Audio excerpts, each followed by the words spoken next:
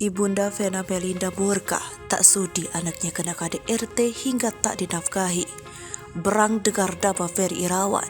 Ibu Vena Melinda Nimade Ayu Rahmawati sudah tak sudi mendengar nama Ferry Irawan lagi, yang menyebut putrinya berubah semenjak menikah. Nimade Ayu terlihat begitu kecewa dengan Ferry yang melakukan kekerasan dalam rumah tangga terhadap Vena Melinda. Kepada awak media, ia pun menolak untuk membicarakan menantunya tersebut. Nimade hanya ingin membicarakan mengenai kondisi Vena Melinda. Meski begitu, ketika ditanya mengenai firasat yang mungkin dimiliki, ia mengungkapkan seperti apa perubahan dari putrinya.